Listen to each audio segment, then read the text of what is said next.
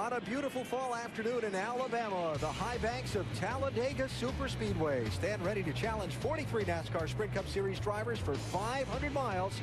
It's the Amp Energy 500.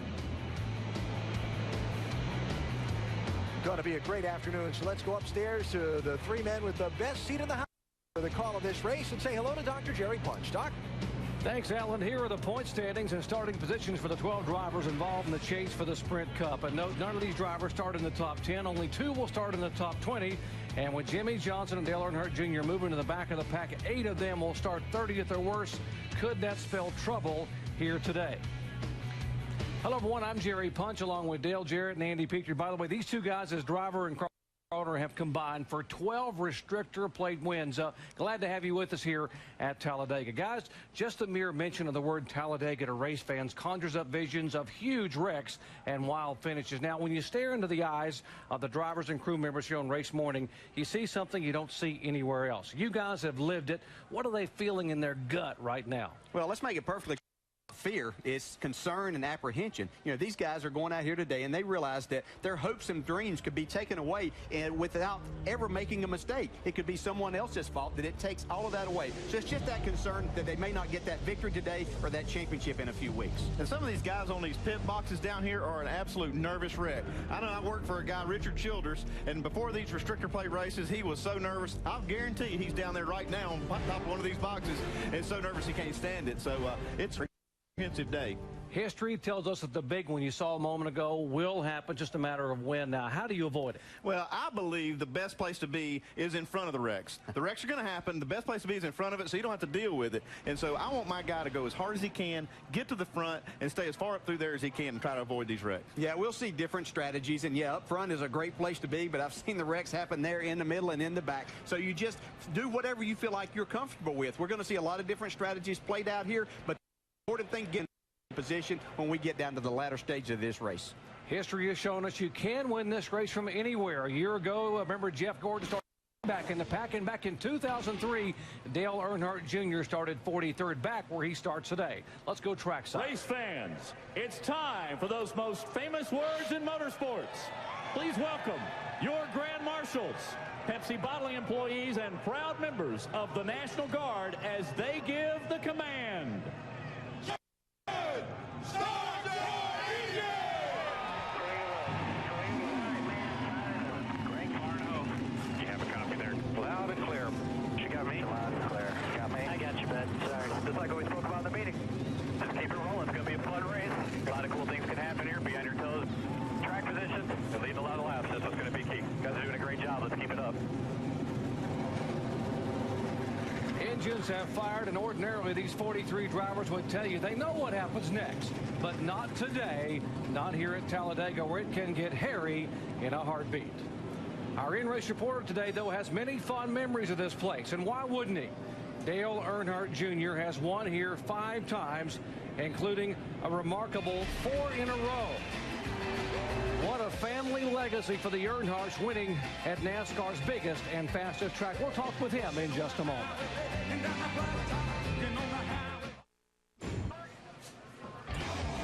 Welcome back to the Amp Energy 500 at the world's fastest stock car facility, Talladega Superspeedway.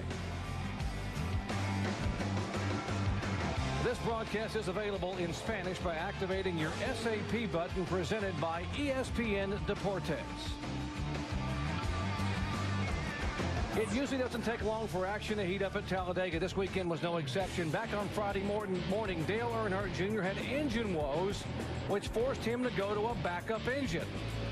Then in the final practice session on Friday afternoon, he cuts a right rear tire and triggers a multi-car crash, which forces him and 4 others to go to backup cars. Today, Dale Earnhardt Jr. starts his backup with his backup engine at the back of the field. Let's visit with him. He's our in-race reporter. Junior, Dale, you have a copy? Yes, sir. Junior, can you give our viewers an idea of just how mentally taxing this 5 today is on a driver? Well, it depends. I mean, if you get up there and you can lead a lot of laps, that's really the place to be for the easiest job mentally.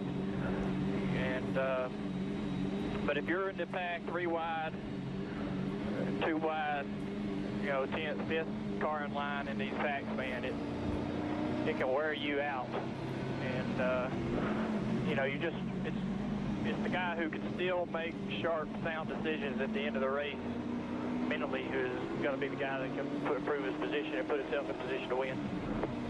All right, Junior, our next question comes from our ESPN mailbag, and James in Woburn, Maine would like to know, because you have to start from the back of the pack, what will your strategy be to move to the front?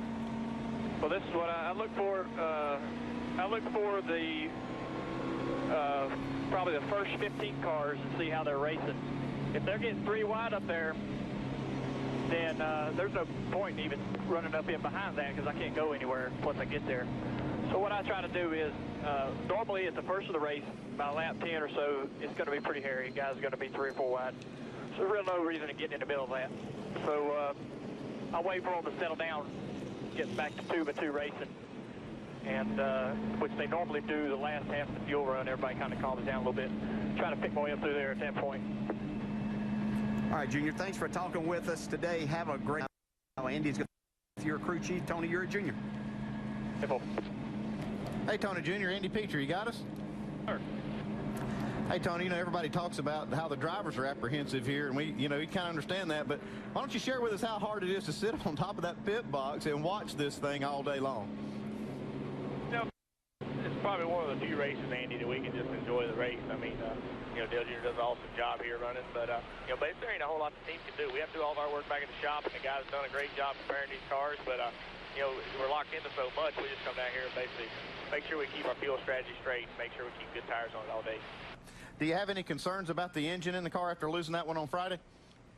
No, we just think that was a freak deal. It's, you know, the guys have been checking over all the engines this week, and really that was just kind of an oddball deal. So we're really not worried about that. This is our 500 car, so we're really looking forward to getting this race going. Okay, Tony, thanks for talking to us, and good luck today. We will take you inside these wild 2 and 3 wide drafts throughout the afternoon with onboard cameras in 9 different cars, 7 of which are chase contenders, including 2 of the top drivers in points, Jimmie Johnson and Carl Edwards. When we return, we'll take a look at the starting grid and explain why Jimmie Johnson should be worried about October's in Talladega after this message and a word from our ABC stations.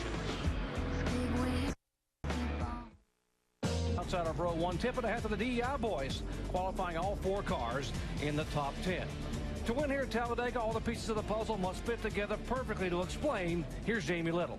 Well, Doc, one of the major pieces of the puzzle is getting onto pit road here at Talladega safely and effectively. First of all, because you can't see through these new cars very well, it is essential that the guys use their left hand out the window to signal to their competitors they are coming onto pit road. Now, I talked to Matt Kenseth right before he got in the car, and he told me because you're going 200 miles an hour here at Talladega, dropping off turn 4 to come down to pit road, it's essential that you find a spot on the track to mark in your head to say, this is where I need to back off to get down to that 55-mile-per-hour speed limit on pit road. So with that said, he put a piece of tape on his dash that says first slash. He said it's all about taking care. You don't want to lock up your brakes. You don't want to slide your tires. Take care of your equipment. Get in your pit box. Shannon Spake? Well, Jamie, another piece of that puzzle, the spotters all the way above the track. Very important member of the team here at a restrictor plate race. Now, spotters, they use some tools in order to help them do their job a little bit better at a restrictor plate.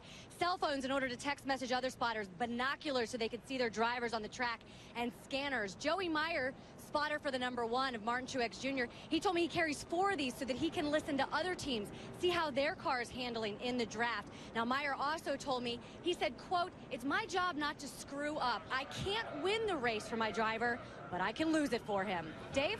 Shannon, all up and down pit road and behind the pit boxes, there are pieces to the puzzles that are the race cars. Now, how many puzzles have replacement pieces? These guys do. If they have contact on the racetrack, they will have to put these pieces on and try to get their cars able to keep the minimum speed back on the racetrack. Mike? Dave, with the draft being as critical as it is here in Talladega, there could be plenty of politicking going on today.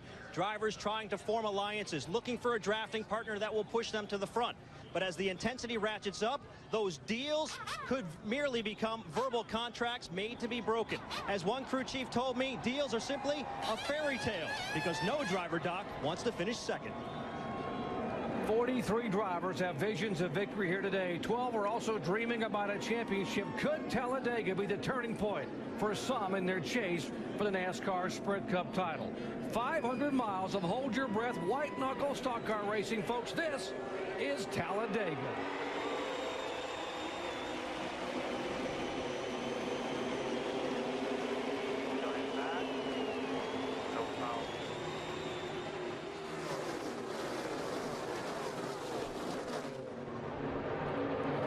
It takes almost a complete lap to get these restricted engines up to speed, and during that first lap it looks like a moving parking lot. They are side by side, almost in qualifying spot, until someone like there in the back, that's Jamie McMurray, moves out to make it 3 wide. These cars are fast, but they have that restrictor plate on there, and it takes a while for the car to accelerate up to full speed. By the time they get here to turn 3, they're just about there, but it'll take just another half a lap or so before they get those last couple miles an hour. Yeah, you'll see them start getting each other's bumper, and that's whenever they really start picking up speed and doing what we talked about, the back draft, and it really works extremely well on these restarts because that's what they're trying to do. And they start bumping each other, then it's really going to accelerate the speed for these guys. Saw the 12 car Ryan Newman there making his way to the back. Travis Kvapil, pole sitter, leads the first time by. I see why everybody was so excited on these Sundays now that I'm up here. I understand why everybody around me was so excited. The drivers, you're always apprehensive about this, as we talked in the pre-race show, just being a little bit concerned. Right here we're seeing some bunt drafting taking place. Mike Wallace in that 33 car. This is the first time he's been in that car. Joe Nemechek there right in front of him. That is first through fifth. 28 left side of your screen. Then the 8 of Almirola, Paul Menard.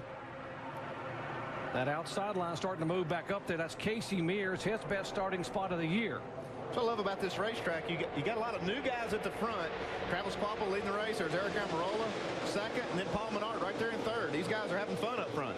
Yeah, they are. And, you know, it's always so strange. You start this race out, that inside line moves, and even though the guys on the outside are lined up somewhat, they just can't seem to make it. But they'll start making their charge back, and that's when we're going to be 2 and 3 wide, just like you see right here. Strategy taking place here for Jeff Gordon. No surprise what he did here a year ago. Now, don't panic. He's not, there's nothing wrong. He's probably just trying to find a spot he's comfortable running in without getting in trouble. He's being very patient right here. Yeah, he's already seen something that he didn't want to be a part of at this point in time of the race. This is a long, long 500 miles, and I can't begin to tell you how much patience it takes to make everything happen that you want to happen throughout the day. For you Dale Earnhardt Jr. fans, remember the backup engine in the backup car started at the back of the pack, and there he is making his way by one. Said he was going to try to get there if he could safely early on. There's an old drafting buddy right in front of him, Tony Stewart. These guys know how to draft together.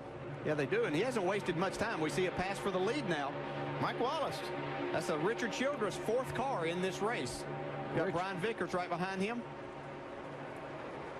Little bump drafting for the Red Bull boys behind them, 83 and 84. That's Vickers and Skinner. You can see right there where Brian Vickers hit the 33 car and just pushed him by Travis Kvapil there on the inside. And Mike Skinner's a drafter too, buddy. He knows how to run these restrictor plate races. Yeah. Drivers were warned in the drivers meeting this morning. Bump drafting is okay, but not in the turns. It can get out of hand in a hurry. Shannon. Mike Wallace in that 4th RCR car. I spoke with his crew chief Shane Wilson, who of course came over from the Nationwide Series. He said that this car qualified without the aid of a qualifying setup, so they were in race trim. And guys, they said that this car is the real deal. They are here to race. Shannon, I talked to Richard Childress yesterday. He said this is what they're looking at for 2009. It is a brand new R&D car and an R&D Chevy engine. They decided to run with the driver not in the points to see how it would perform at Talladega. And thus far, it's getting a pretty good grade, Andy. Yeah, so far so good. And this is the way you do it. You just stick another car out there. This is the time of year that you want to prove some of these packages going into the next season. Yeah, they're all taking their shot. Well, in that Doug Yates Ford with Todd Parrott setting that thing up, still be able to hold all of these guys off right now, and the low line's working. Third car in line is Paul Menard, who's made a lot of news this week, but would like to be able to give back to DEI with a good run here today. Jamie. Well, he sure would. We saw him running top 10 last weekend, running 3rd right now. He actually announced this week, as you mentioned, he is going to the Roush Yates stable. He will be teammates with Travis Kvapil, your leader. He wants nothing more than to go out on top with DEI, prove that he's worthy and that DEI is worthy of winning here at Talladega. Dave? his worthy teammate Eric Almirola is right in front of him in that 8 car. Talked to Tony Gibson, the crew chief, this morning. Said he's really got a great race car, but he's a rookie. DJ, what do you do with rookies at Talladega? Do you follow them or not? You usually hang them out when you get the chance, but you know, these guys do have some experience, and so you'll work with them as much as you can at this point in time of the race. And Paul Menard knows how to race here. Look at Jimmie Johnson. He has said, you know what, you guys can wreck if you want to. I got a great place to be back here until it is time to make a move. That's pretty far back there. That's too far back for me. He was concerned about that car. Daytona. Can't hang back at Daytona. You'll get lapped at Talladega. As long as you can see him, he should be okay. We'll find out if anything else is going on when we come back in just a moment.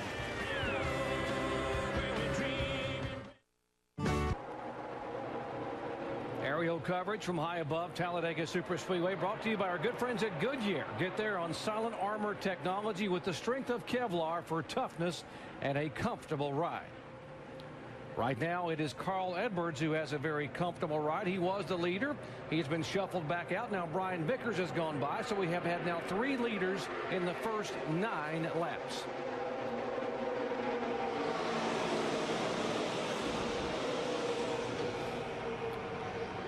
See another guy up there that finished second in the first race here, Juan Pablo Montoya. He was running second, but got shuffled out there. They kind of split him. 99 and 17 up high. If you just joined our coverage, Travis Kvapil led the first 8 laps. Then Carl Edwards led a lap and got shuffled out. Brian Vickers now showing the way. Let's check in on Carl Edwards. Mike. Well, guys, as nerve-wracking as it is, you would imagine, coming here on a regular basis, imagine being in the championship hunt and having to come here. Well, that's the case of Carl Edwards. He actually said earlier this week he'd pay $1 million just to come home with a top 10 finish. And, you know, that gives you some perspective as to how hairy things can be here. He just wants to survive. Mike, he's been here 8 times. He only has 1 top 5 finish, that coming a 5th back in the fall, this race in 2005. He said he has trouble with getting people to work with him and help him in the draft here, but able to, and you got to have friends here to be able to draft up in this field. It certainly helps, and you know, having a good race car makes a big difference. You know, we see all of these guys battling. Here's Jimmie Johnson, and he is way back. He is 17 seconds off the pace right now. Dave? And DJ, I asked Chad Knaus, crew chief, how long do you want to wait in this race before you go forward? He said not until the very end, like 12 laps to go. But this is not what they intended. He lost the draft early. Here's what he recently said on his radio. I just told the 5 of the 24 we probably going to need some help here. We need it, man. Oh, but we're okay. I just talked to him. And Jimmy said, I'm trying as hard as I can, believe me. And what he means by help from the 5 of the 24 is for his teammates who don't want to race at the front of the pack all at the early part of this race to fade back, slow down, and pick him up. And as a group, draft back toward this pack. But he can't afford for the pack to come around and lap him. Dave, the 5 car, Casey Mears had qualified second, was running in the top 10. And once they got that radio communications, now Mears is slowly dropping toward the back. He is back in about 34th or 35th spot. There's the 5 car, I guess, trying to work his way back toward Jimmie Johnson to give him a little bit of help. But even there, Jimmie Johnson is still way behind this. He's 10 seconds behind the 96 car, who is in turn 6 seconds behind the last car in the lead pack. So he's lost the draft now. He's just going to have to count on a caution flag at some point in time if he's going to get any help, because even if they drop back there now, they're not going to be able to help and run fast enough, Andy. Yeah, these cars, they are so big. These new cars make so much drag that it's hard for these back guys, the guys at the very tail end of the draft, to stay up with them. And if they lose a couple or 3 car lengths, then they're gone, and nothing you can do about it. And that's what's happened to Jimmy right here. The same thing happened to Kenny Schrader. He's now dropping back. The best thing that can happen right now is for these 2 guys to get together, maybe help each other, but that's probably not enough. And it's still not enough, because as we see a pass for lead, Eric Almirola going around Brian Vickers with the help of his teammate Paul Menard here. But Jimmie Johnson, at this pace, he's about 2 seconds a lap off of what these guys are running. So in 25 laps or a little more, he's going to be lapped. Dave? And let's remember why the 48 was at the back of the pack to begin with. Early this morning, when they first came to the garage area, they asked the NASCAR officials if they could go under the hood of the 48 car and check the cylinder walls. Jeff Andrews, head engine builder for Hendrick Motorsports, took a scope and a light and looked inside the cylinder walls to see if there was any chafing, any scraping of the pistons on the cylinder walls, because that's what befell the 88 car on Friday. He didn't find any evidence of that, but NASCAR said, you can look, but we're going to have to start you at the rear of the field. A lot of concern back there. They're still probably 25 laps away from pit stop, so they definitely going to need some help with the yellow flag. Little bump drafting. There's the 31 car of Jeff Burton on the bottom of the racetrack. Kurt Busch has had two great finishes on restrictor plate tracks this year, 2nd and 4th at Daytona in February and July. I'll tell you, if I'm Chad Knaus, I'm really worried right now. The 48 car's way behind this pack. Car's maybe suspect, maybe something wrong with the engine, and maybe that's why they lost the draft. Maybe there really is something not ticking right in that car. Yeah, there could be something there. Or, I mean, if he just had to get out of the gas a split second back there. We see the outside line moving here with David Ragan up there right now. This is going to happen all day. They're going to be back and forth as to which line is the best one to be in, and that's what you're going to have to choose. You see a little bump drafting there. Travis Quaffle into the back of David Ragan, gives him a little shove towards the front. DJ, the bump drafting with the new cars they have this year, is it better or easier than it was with the old car? Well, the bumpers line up better, the front and rear bumpers, and so you can actually give them a pretty good shot and sends the guys out. What these guys have to do is just make sure they're utilizing this at the right places. Right here is not the right place in this triode. NASCAR warned them about that yellow line as well. You cannot go below the yellow line to pass. You can go down there if you're forced there to avoid contact, but you cannot advance your position. See them all hugging the yellow line?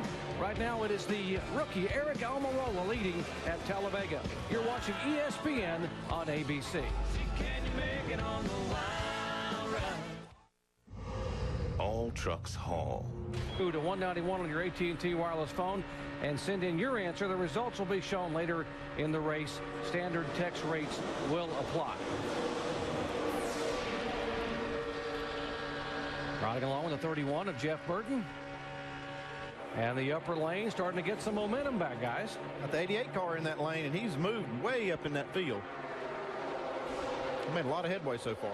Yes, again, that's Mike Wallace in Richard Childress' 4th car in the 33 up at the front of this, riding along with Junior right here. These guys get, and when they get to the front, what happens, David Ragan we saw was in that outside line, and he jumped down to the bottom to get in line there. So then that slows that outside line down for a minute, and then they start making their way back towards the front, and it takes a couple of laps for all of that to happen. See Jeff Gordon now pushing Mike Wallace in that outside line. We saw him kind of play the patient deal right there at the start of the race, but now he's starting to move back forward. Yeah, he is, and now Mike Wallace jumps down to the inside, so Jeff is the first car there. Got Tony Stewart on his bumper and Kurt Busch right behind him.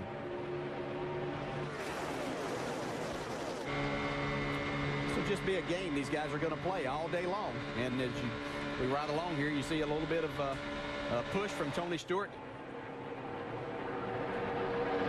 You can see that yellow line there, and these guys cannot go below that yellow line to make a pass. If they go there and attempt to make a pass, and obviously in the corners isn't where they're going to be doing it, but right here as they come off of 4, they cannot get below there and advance their position, or they're going to get penalized. And the other thing is you cannot force someone below that line without getting a penalty. NASCAR told them in the meeting, if you go below the line and you're forced down there, you will not be penalized providing you do not advance. You can give that position back and fall back in line.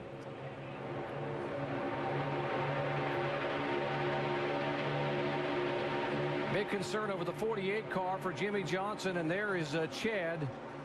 Yeah, he's saying drag the brake. He wants the 96 car, Kenny Schrader, to come back there and help him. Dave? Yep, and he was the closest one to Jimmie Johnson. Jimmie said if Ken isn't comfortable being pushed around the track the way his car is handling, then we'll do something different. But for now, if you can show me a wide shot there of the 48 and the 96 car, we can tell how close they actually are together at this point. Because the idea was for the 96 to be in front, but he is now behind.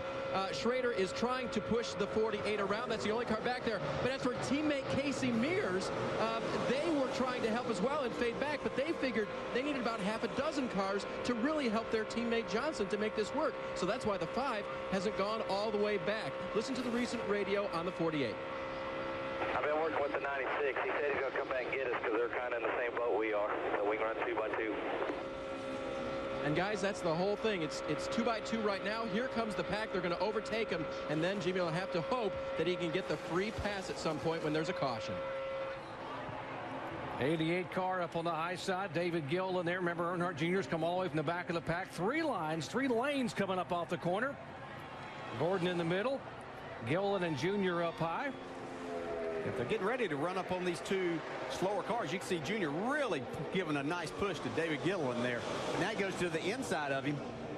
Pulls down in front of his teammate, Jeff Gordon. Yeah, they're going to run up on these two slower cars.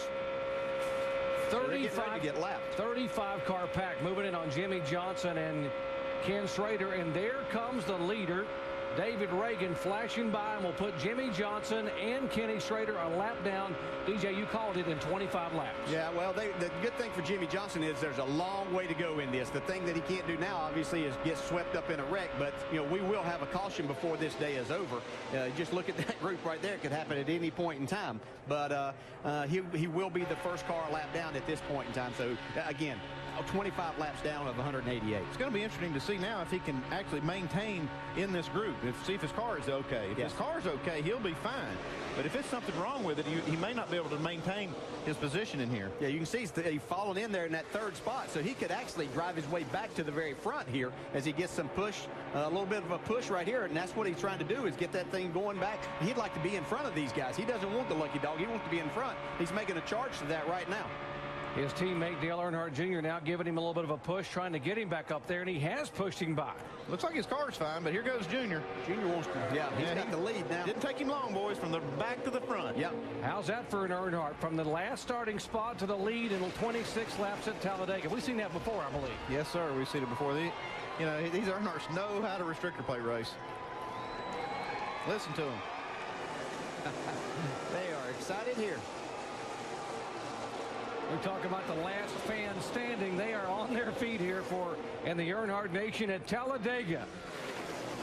Dale Earnhardt Jr. becomes the 6th different leader here in the AMP Energy 500. He has won 5 times at Talladega. Could he do it today? Back after this message and a word from our ABC stations.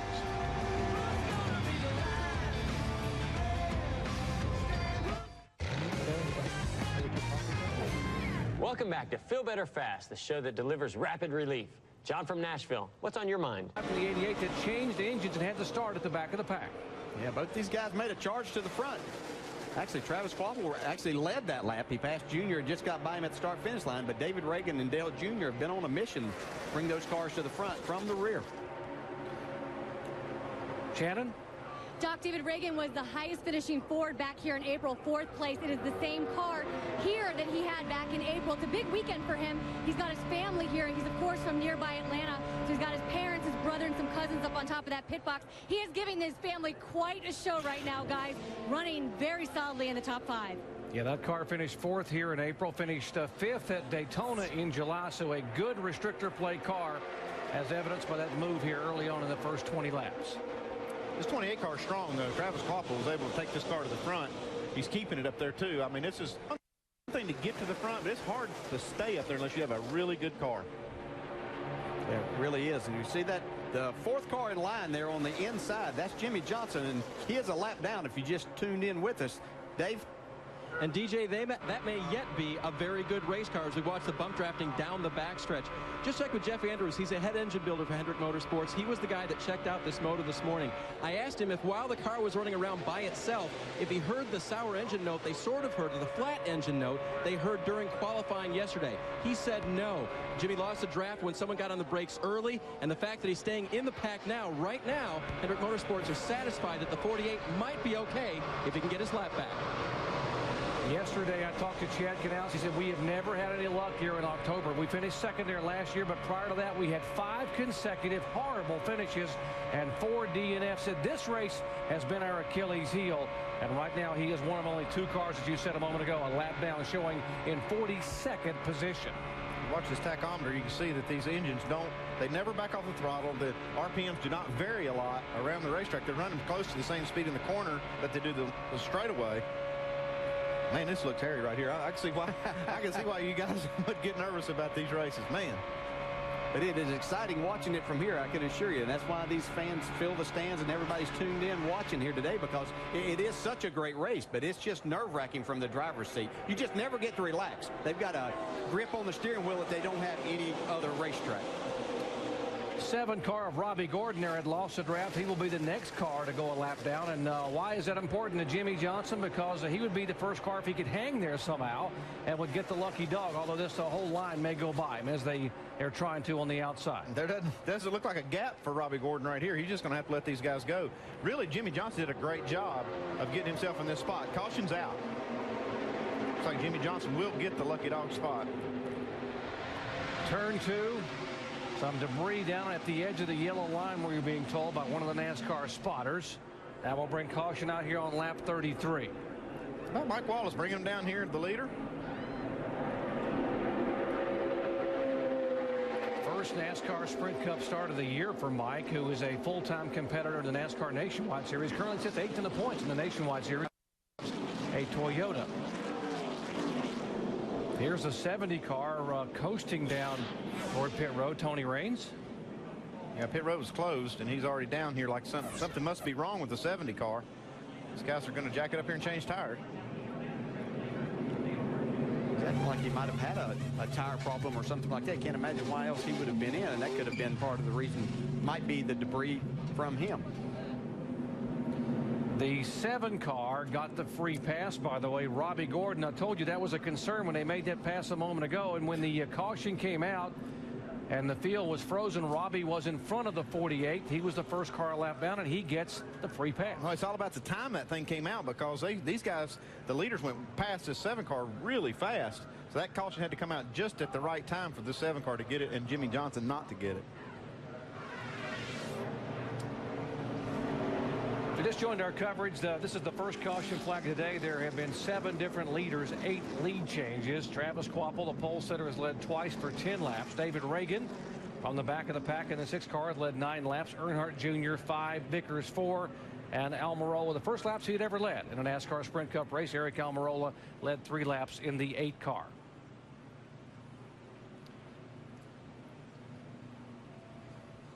Pits will be open as they should peel off down pit road for the first time of day. Pit road speed is 55 miles an hour. Pace car will run 70.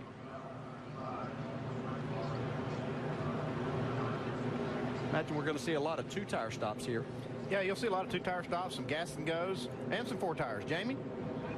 And Matt Kenseth's second pit box at pit in. They just reminded him, just 55 miles per hour, 4 tires. He said, bring me up just a bit. The 99 almost put him in the wall, but he says pretty good. Shannon? Jamie, Mike Wallace is the perfect 4 tires and fuel for that 33. Dave Burns. On your screen, Dale Earnhardt Jr. gives up the lead for 4 tires, no chassis adjustments. Tony Jr. told me this morning, if we're going to take 2 cans of fuel, we'll take 4 every time. Mike? The 28 team real happy with their race car. No chassis adjustments, just 4 tires and Sunoco race fuel for Travis Kvapil. Little problem, though. On the left rear tire, a slow stop for Kvapil. That will cost him. Cost him quite a few spots indeed. You see Kvapil back 3 spots. Kyle Busch up 12. Mike Wallace back 3. And Martin Truex up 7 positions.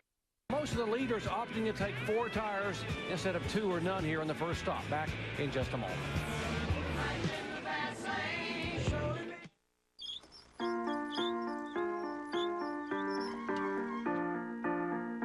Sometimes just getting to retirement seems impossible.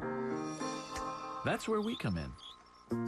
As one of the nation's 401k leaders, the Principal offers many simple ways to plan for retirement, making it easier for you to get where you're going. The Principal Financial Group will give you an edge. They're here. No, they're not here. We forgot to switch to DirecTV, so we're stuck watching cable. Get 3 times more HD channels than cable. 245 pounds. Gone! Gone. Jared, for taking it off. And keeping it off. 10 years. Great job, Jared. 10 years and 245 pounds later, congrats, Jared. Happy to help with our mouth-watering low-fat subs. Subway. Eat fresh. Jumping 20 buses, it's Danger. Danger. Sullivan. It's my first name. Danger. Are you ready? All right, Danger, we are good to go. Watch me fly!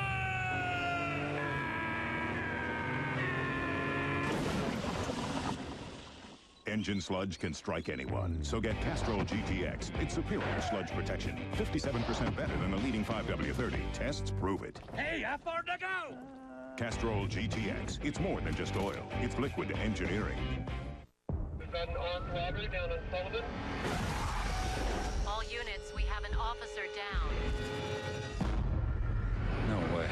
In just 4 days. All right, what the hell's going on? A modern cop. I need my cell. You need to sell what? Meets the past head on. It's 1973, the year of the fist.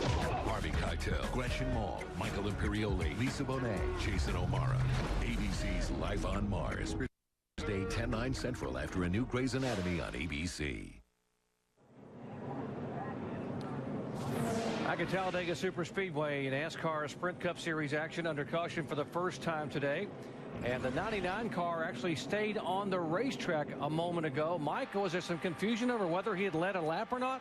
Well, I guess that's up to us to decide. If you want to take the team's word for it, that was a calculated move. Their PR man just came over and told me they did not want to stop with the rest of traffic. They didn't want to take the chance of having the fenders get dinged up or anything like that this early in the race, with it being so easy to draft to the front. When they did finally stop, they freed the car up with a chassis adjustment and took 4 tires and fuel.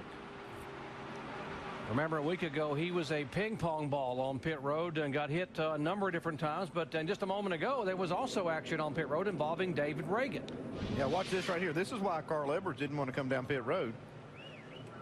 You see these guys coming out of the pit stall. David Reagan is trying to avoid the 70 car, Tony Raines, and just spins the car out on pit road. He just missed the 9 car of Casey Kane. Dangerous down there. The one thing that the 99 team needs to be careful of, though, is the same thing that happened to Jimmy Johnson. You know, yeah, you can stay at the back and you can still make your move to the front, but you don't want to lose the draft. And you know, don't take it for granted that you're going to be able to keep up back there if you're the last car. 96 car, Ken Schrader, too fast on exit. The 00 car held on pit road for excessive speed coming in. That's Kenny Wallace. We'll sort it out when we come back to Talladega in a moment.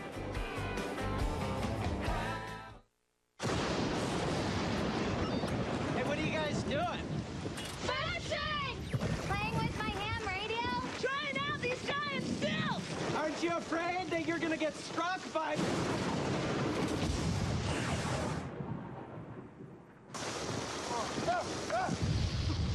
You think that's surprising? Get this. Diet do intensity of regular do. None of the calories.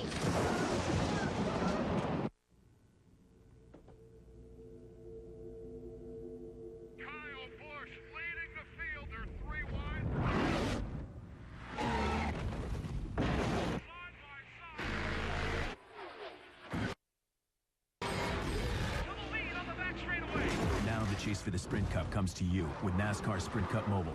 Dropkick yourself into the drama with live race radio, real-time stats, and live team chatter. Only from Sprint and only on the Now Network. One of the biggest challenges for geoscientists is trying to find the oil and gas that's hidden below the surface of the Earth. Lately, our researchers have developed a new technology called R3M. You can't see it and you can't feel it, but the Earth has electromagnetic waves. And if you build the right kinds of listening devices, you can make sense of those waves. So using those tools, we can supply more of the energy that we need with less of an impact on the environment. You can't sit in a driver's lap for the Tums Quick Pack 500 at Martinsville Speedway on October 19th. Being seated this historic half-mile is almost like being behind the wheel. When action happens, you are on top of it, and the action is constant. At the Tums Quick Pack 500, you'll be so close to the action, feel it. Great seats remain, just not in the cars. Call 877-RACE-TICKS or visit martinsvillespeedway.com. Getting ready for a restart after a round of pit stops has really mixed up the running order. Boy, it really has. You see Jimmy Johnson fell off the pace, fell back a little bit. Guys, I'll tell you one thing, it's making me really nervous for guys that are purposely dropping to the back. Because right now, Ray, it looks like they're really barely able to hold on. Yeah, and it's going to be a tough time coming back up through there. You're really taking a chance on something happening. And did Carl Edwards really stay out, or was that a mess-up? I can't believe that's strategy. Green flag, Jimmy Johnson will lap down to the inside of the leaders, Doc.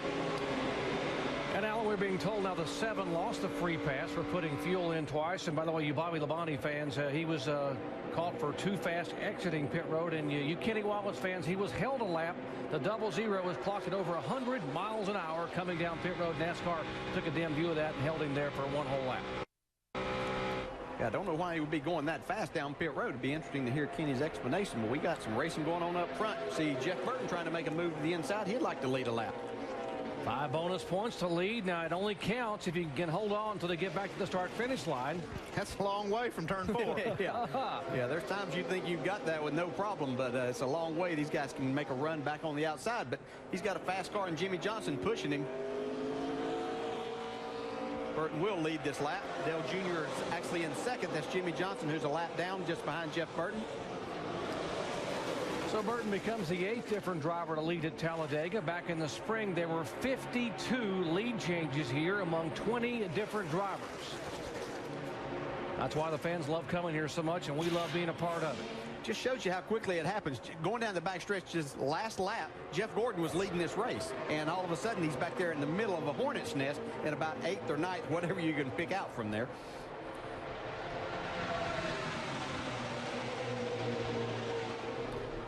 Jimmie Johnson is now on the tail end of the lead lap, right in front of the leaders, are trying to hang there. Looks like Dale Earnhardt Jr. would like to get by, but they got to be worried about that 17 car on the high side. Matt Kenseth's going to go by. And you have to wonder how much does Junior really want this 48 car on the lead lap. If he's going to have to race him, he's the guy that you'll have to race for this win. Yeah, not only for this win, but for a championship too. And you know, if you can keep him a lap down. So yeah, they might be teammates, but there's also, you got individual things in your team to look out for. We asked Junior about his talented teammates. It's been neat to be in that group and being a part of it. I've been having a good time, and they've been treating me really good. We raced really hard with each other, and we've got a lot of respect for each other.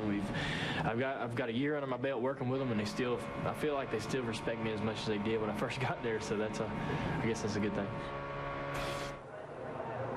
Respect and appreciation, but right now it looks like Jimmie Johnson has gone to the high side and left the front of the 88 car to move up in front of the Toyota of Vickers. Got Matt Kenseth down on the inside.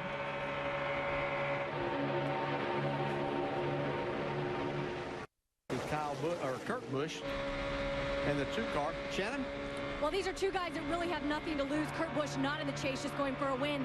And of course, Kyle Busch. I spoke with his crew chief, Steve Addington, who told me there are 11 guys in this chase coming into this race who are concerned about this race. We're just out here and we have nothing to lose. We can go for broke, and that's what they're doing here today. Little Busch pushing Busch here. Brothers working together a little bit. Dodge and Toyota. Remember, it was Kyle Busch who won here back in April, also won the plate race at Daytona in July. And what about what we saw happen with the 99 a moment ago, where he stayed on the racetrack when everyone else pitted, then came back in? Let's talk to the guy who made the call, Bob Osborne. Can you explain that pit strategy? Well, we got 5 points earlier in the run there, so we were just playing it safe. Waited an extra lap to not be in the melee of pit road for the first time, and planning on just riding around in the back for a while, so it was no big deal to come second time by. Well, guys, you win championships by being innovative, and that's certainly a new one here at Talladega. Carl Edwards talked about the fact that he's never had a lot of luck here, and he was going to go talk to some people, including Dale Jarrett and a few others. How do you win here? Because you have such a good record here. Did you give him some advice? Well, you know, there's different ways of going about this, and you have someone like Carl Edwards. I mean, we know that as a race driver, he wants to go wide open all the time, and that's the strategy with most of these guys. But sometimes you're just trying to get the best finish that you possibly can. And if you gave these guys the option to get out of Talladega with a top 10 versus going up there all day and racing and taking a big chance that they might crash, then I think they're going to take that top 10. And this might be a strategy that he's playing on. He knows his closest competitor, or actually the guy leading the points, down at this point in time. He's on the tail end of the lead lap. It's looking like it's going to work for Carl Edwards because he's able to hold on to these guys. Jimmie Johnson, early in the race, not so much. I mean, he was not able to hold on to that lead draft. The thing with these cars, you really have to pay attention to what you're doing, because you lose it just a little bit, you can't catch back up. So you really have to be on your toes and make sure that you don't just jump out of the gas or anything like that, because it takes longer for it to catch back up. Talking about the differing philosophies of staying out of the big one, either be up front or get far and far in the back. And I guess Jimmy got so far in the back, he's up front again. And just watching this 99 this last time by, you can see they're starting to catch back up now, but they had almost lost touch with the tail end of that field.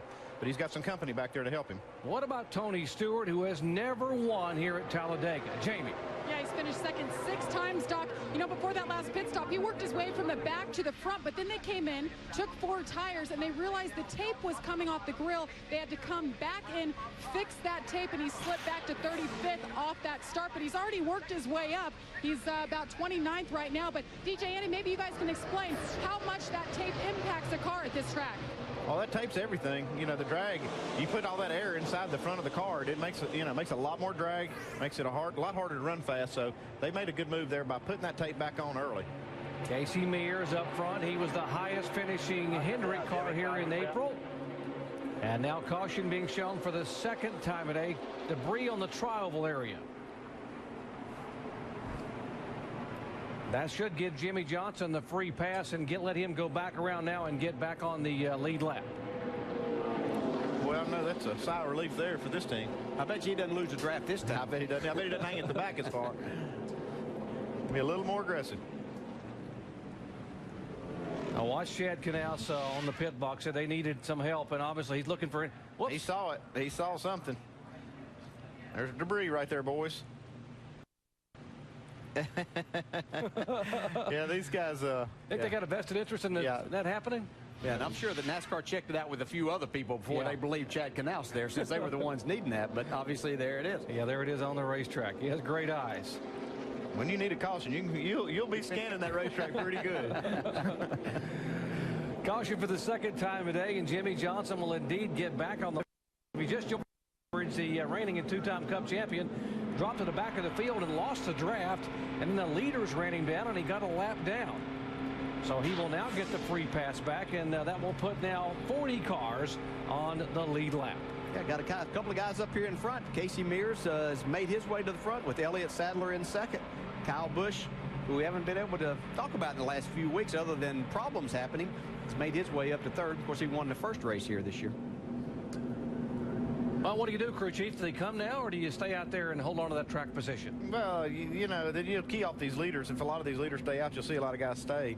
But it wouldn't hurt just to come get fuel. If I was in this line, I would just come get fuel, because track position really is not that important here. You've seen how this works. Dale Earnhardt Jr. started 43rd, drove to the lead in 20-some odd laps. So it would probably be a good idea just to come on in here and get fuel. But some of these leaders, it's just hard to say what. Yeah, and Bob Osborne thought that first time was going to be dangerous on pit road. Just come and get fuel and different things that these guys might do. It really gets wild then, doesn't it? It's in and out and every down pit road. Cars on the lead lap, but it's a quickie yellow. NASCAR says all of them can come on this lap. They will be very crowded here as the guys on pit road. Kyle Busch's bunch, you see them all lined up. They pitted on lap 35 just 11 laps ago, so they won't need much fuel, but just a touch to top it off. This is going to be interesting. We're going to see different strategies. I believe some guys might even opt to get right side tires. I don't know what kind of wear they might have seen here at the beginning of this race, but it'll be interesting to see exactly what happens. But this is going to get pretty exciting right now. You can see some of these guys don't care about giving up track position. Bob Osborne actually stayed out on purpose to lose the track position. Jamie? And Chip Bowen, crew chief for Matt Kenseth, said, I'm gun shy on the no tire thing. We're going to go with right sides only in fuel for Matt Kenseth. Shannon? On that last pickup, Kyle Busch added a piece of tape to that front grille, running a little hot. They're going to pull it off in fuel, Dave. Casey Mears gave up the lead. Sunoco fuel and gone. Mike Ford urging his team to hustle. No tires, no race fuel, and a track bar adjustment on Denny Hamlin's car. There's the race off of pit road. Elliott Sadler gains a spot. Travis Kvapil up 10 positions. Some of those took 2 right sides only. Got to believe 1 took fuel only, and Kevin Harvick stayed on the racetrack to get the 5 bonus points for leading a lap. Back after this message and a word from our ABC stations.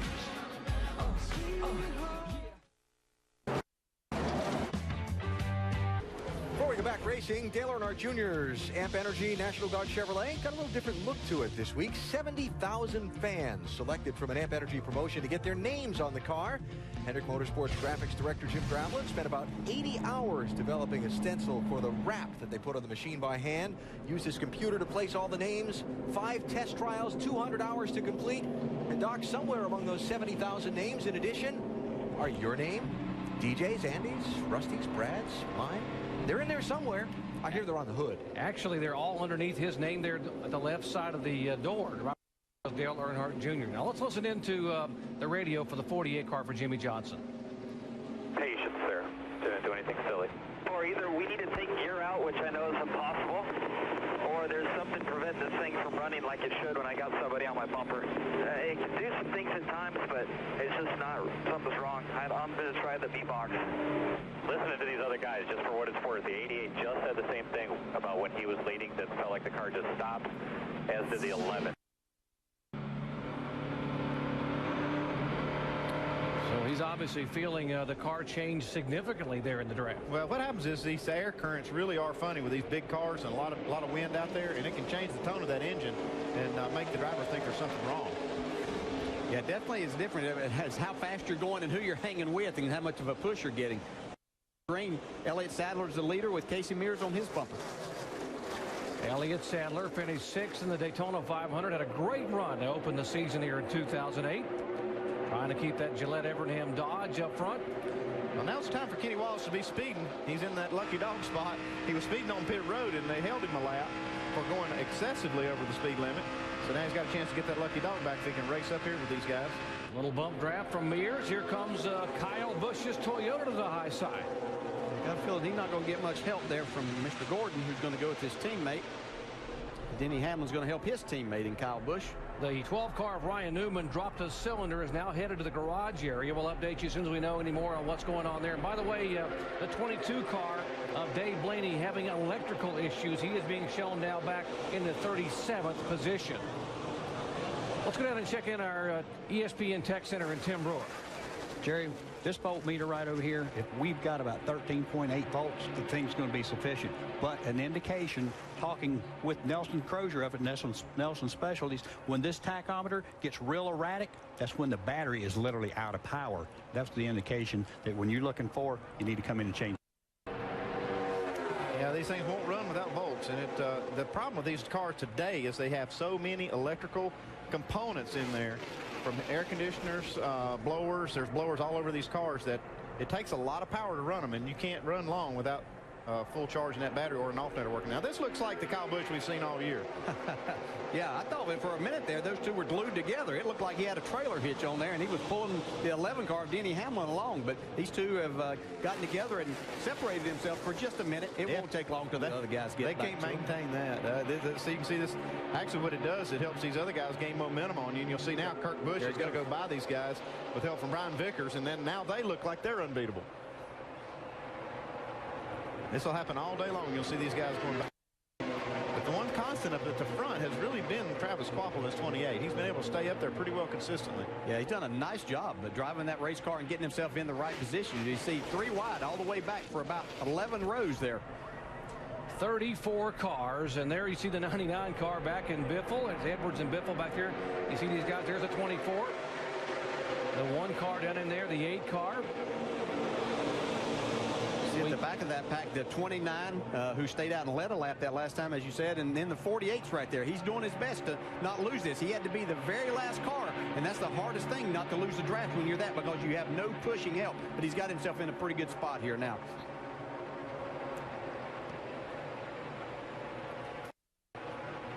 There's the 21 of John Wood, 4th generation out of the Wood brothers family in Stewart, Virginia, making his start.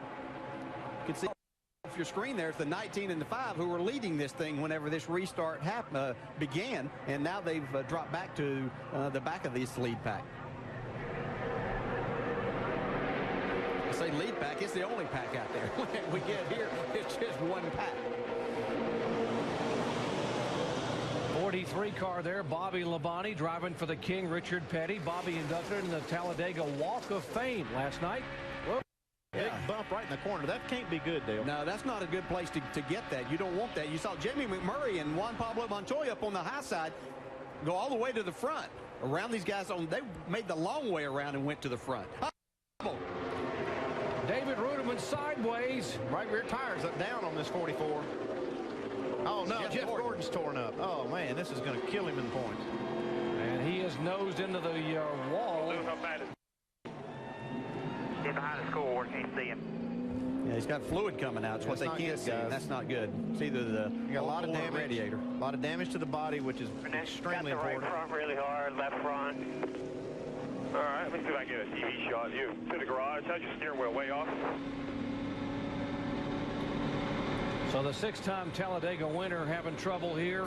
Heavy damage on his Chevrolet after winning both races in 2007.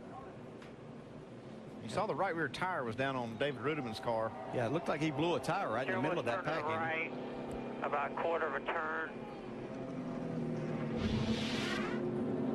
See, everybody's kind of, even though they are three looking for position, it was actually fairly calm. You see Ruderman right in the middle of your screen there. Jeff Gordon just behind him. See if they make some contact here. There's really nothing happening right there. There it goes. There's the tire. The tire just exploded, almost just like what we saw Friday on Dale Earnhardt Jr.'s car. He came right across the front of Gordon, who then went into the outside wall. He didn't hit the 44 car. He might have grazed him, but I believe then he was. We could get another shot. I think we'll see Jeff Gordon hit the outside wall. Yeah, look, he veered to the right to dodge the 44 coming across his nose, and looked like he might have had a bump. Let's see him turn into the wall. Yeah, I think he just, these things, when you make a hard turn like this, you just lose control of them. Now, let's see. Right there it is. He has to make, yeah. There's nothing you can do. So close. You have to turn to miss him, and then you just lose control of the car. Okay, get your stuff together there, Steve. Now watch the 48 car get some debris here. Been in front of you. That's a whoa piece of that tire. That's a pretty big, heavy piece. It could have done some damage to this 48. Still hung on the car. Also, Dale Earnhardt Jr. looked like he just snuck by the 24 car when he was coming off the wall. 24 car headed behind the wall. Dave. And Jerry, they were going to repair the car on pit road, work on the fender on that car until the radiator was called as Jeff is leaking out the front. The guys check that out. They will go to the garage. Pit stop's happening on pit road, guys. 99 car came in early. Carl Edwards. Shannon. Kyle Busch pulls his 18 car in pit stall, guys. He's off. Boy, a near miss there with David Gilliland. Here's a 31 car of Burton. Mike. And they just completed service on the right side of the car, looking at a 4-tire change, also a chassis adjustment on Jeff Burton's car. They're off the jack and away, Dave. And it will be a 4-tire stop for Jimmie Johnson. Looks like he has a scrub on the top of the hood, but no real damage. They're checking to make sure the airflow is okay on the front of that race car. Ron Malik, the car chief, shouting for some tools to go over the front. Now they are going to make some repairs on the front of that car. A splitter brace is broken on Jimmie Johnson's car, so the problem's continuing for the championship leader coming into today's race. The number 2 car, Kurt Busch, on pit road right now. He's got that hood up. They are having engine problems. He says he feels like the engine is just missing. They gave him 4 tires. They're going to check those plug wires, make sure that everything is good. They are going to send him back out, according to the crew, just to see if there's any problems right now. Kurt Busch, those guys just looking a tough hit for Penske Racing. Of course, the 12 team already behind the wall today. It looks like they've got some kind of problem that's affecting both teams with the engine. We mentioned a moment ago the 99 car also came on pit road when the pits were closed. Carl Edwards, and he will have to go to the tail end of the longest line for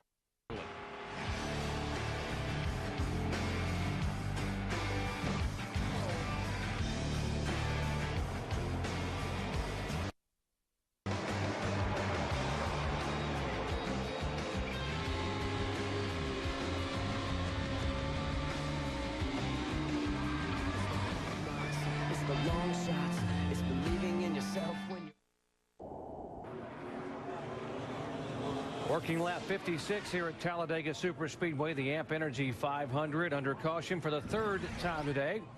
Jeff Gordon, the 6-time Talladega winner and 12-time restrictor plate winner, is in the garage area with heavy damage to his Chevrolet. Jimmie Johnson has been on and off pit road to try to get a splitter brace repaired on the front of his car where he caught some of that debris from the tire that let go on the 44 car of David Rudiman. Let's check in now where Jamie is caught up with Jeff Gordon. Right now, if it stays, we'll lose 3 positions in the points to 9th, but it's not over yet. Jeff, you're out of the car. Is there any chance we'll see it back out on the track? Oh, I'm sure we'll get the DuPont Chevrolet back out there. I mean, you know, there's still a lot of laps left and no reason for us to not try to get out there. A lot's going to still happen, but no chance of us winning this race and making up any points on anybody, that's for sure. We're going to show what happened here. If you want to watch our monitor, Jeff, take us through it. What's that like here, going about 200 miles an hour? Yeah, you know, we got shuffled to the back. You know, we're trying to get together as teammates, and it just wasn't working out, and so I was all the way in the back. And the 44, it looks to me like he just cut a tire. I mean, he just turned left out of nowhere, and I tried to avoid him, and when I did, the car turned to the right and just lost control into the wall. So pretty much it's going to end our day for any, you know, we had a great car, great pit stops, and everything was going the way we wanted it to go, and unfortunately we got shuffled back there. So that's part of Talladega. Well, Steve Letarte, your crew chief, he's rallying the Rainbow Warriors. They're back here frantically working, trying to fix that front end damage, Doc. The splitter is dragging on the ground. They're going to try to repair that, cut off as much, because as we keep saying, it's not over till it's over here at Talladega. They could still salvage some points. Jamie, he came in 6th in the points here, right in the middle of the 12, and the 99 car has been on and off pit road a couple of times. Mike? And it's their approach, Doc. They continue to be cautious. They thought they might have gotten a piece of that incident out on the racetrack, so Bob Osborne called Carl down pit road. They want to take a very good close look at the nose of that car. On the exterior of the car, they saw no damage, got them back out on the racetrack, stopped a second time, this time so that they could pop the hood and look on the inside of the nose. Again, it checked out clear. They feel like they may have escaped what could have been a disaster. All about dodging the bullets here on the high banks at Talladega. Here's where the chasers are in points right now. Carl Edwards atop the point standings, and where they're restarting, you see Jimmy and Carl back in 33rd and 35th. You see Kyle Busch in 4th and his teammate Denny Hamlin, who have done a great job of drafting together with those Toyotas, getting set to restart. Let's listen in as we go full throttle.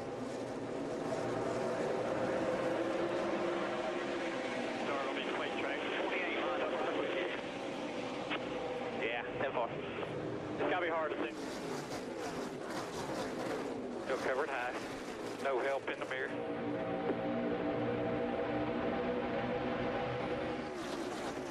Still out there to 6. Still out there. Still out there. He's coming back a little.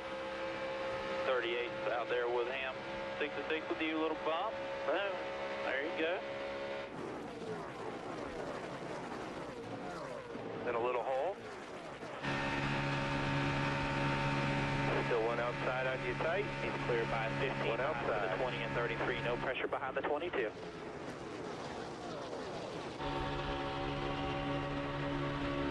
On your bumper. A couple of Richard Childress teammates you saw a moment ago. There is the 31 car looking back from Kevin Harvick. Harvick and Jeff Burton being shown in 16th and 17th position. Just ahead Eric Almirola, you see Sterling Marlin getting a big run on the bottom, having a great run so far. Sterling in the 09 car. Wow, they are really jammed up on the bottom of the racetrack, and now the high line beginning to move. Looks like somebody in that lower line had to check up a little bit. It really caused this inside line to lose a lot of momentum. Yeah, all it takes is just a little bit. You see Denny Hamlin once again being able to push a car. Now he pushes Bobby Labonte to try to take that lead away from him. Trying to get down with a little more Toyota help with Labonte in the Richard Petty's Dodge. Labonte, of course, a winner here back in 1998. We've seen this here in the last couple of races. Denny Hamlin really be able to make some pushes with some guys to push them to the front. Guys separate, like Travis Quaglia there got to the of the racetrack and actually got off the racetrack just a little bit. Dave? And the 43 of Bobby Labonte run today. No tires on that last stop. The stop before, same thing. They made a wedge adjustment 2 stops ago because Bobby couldn't run the bottom of the racetrack. It appears that's where he's running, maybe working better for him. We got all kinds of things happening up here. Mike Skinner to the front in the 84 car with Casey Kane on his bumper. The 2 car of Kurt Busch has moved behind the wall, so we'll update you on what's going on there with the 2 car. And his teammate Ryan Newman has had his troubles. He's with Jamie. What happened was trying to avoid Kurt coming off pit road, and it shut off, and then it just never cranked back up. The guys worked started. Owners broke off train and Dreams Daytona 5. Here, the two way back. And Shuffle